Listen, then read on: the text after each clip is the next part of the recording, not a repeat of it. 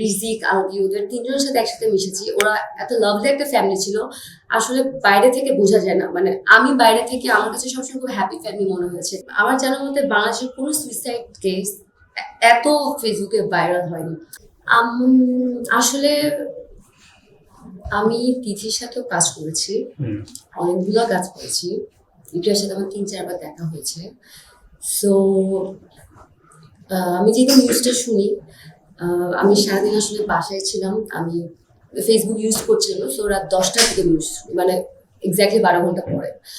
তো তখন হঠাৎ করে আমার মা আমাকে বলে যে আলভির ওয়াইফ ইকরাকে সুইসাইড করেছে। আমি বিশ্বাস করি না।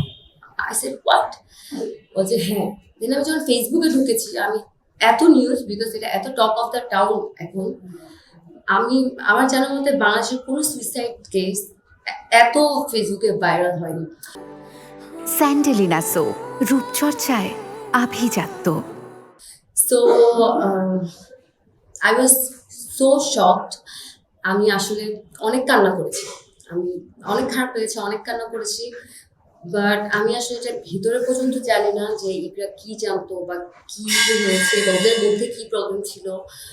এটা না জেনে আমি আসলে কোনো কথা বলতে পারবো না। যেহেতু আপনি তিথির সঙ্গে কাজ করেছেন, আলবির সঙ্গে কাজ করেছেন, ইকরার সঙ্গে আপনার কথা হয়েছে এবং সোশ্যাল মিডিয়াতে আমরা দেখেছি আলবি ভাই অনেক সময় রিজিককে সঙ্গে নিয়ে শুটিং এ আসতেন এবং ইকরা আপুকে নিয়েও আসতেন।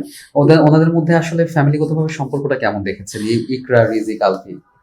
রিজিক তো আলবি বলতে পারবো, মানে রিজিক যদি জিজ্ঞেস করে ইকরা না আলবি, সবসময় বলতো আলবি।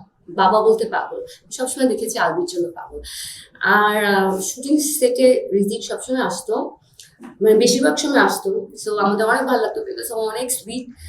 আর আমি যতদিন ওদের সাথে মিশেছি, মানে একসাথে মিশেছি, আমি যখন ইকরা, রিজিক, আলবি ওদের তিনজনের সাথে একসাথে মিশেছি, ওরা এত লাভলি একটা ফ্যামিলি ছিল, আসলে বাইরে থেকে বোঝা যায় না। মানে আমি বাইরে থেকে আমার কাছে সবসময় খুব হ্যাপি ফ্যামিলি মনে হয়েছে। বা ওরা যেরকম টিকটক দিত, ওরা তো পপুলার কাপলও ছিল বেসিক্যালি। সো অনেক টিকটক দিত, অনেক রিলস বানাতো, সো ওগুলো অনেক পপুলারও হতো। তো আসলে বিষয়টা খুবই দুঃখজনক।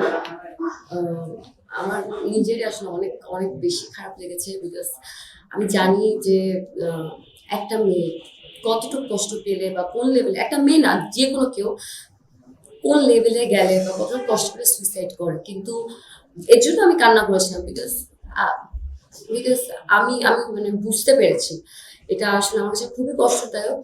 বাট আসলে যতদিন পর্যন্ত আলবি দেশে না আসছে, ও একটা সংবাদ সম্মেলন না করছে, অ্যাকচুয়াল স্টোরিটা না বলছে যে ভিডিও কলে কি হয়েছিল, আসলে ঝগড়া হয়েছিল বা কি হয়েছিল, কারণ ওর স্টেটমেন্ট দিয়েছে ও ফেসবুকে। বাট ও যতক্ষণ পর্যন্ত সংবাদ সম্মেলন না করছে ততক্ষণ পর্যন্ত আমি কিছু বলতে পারছি না।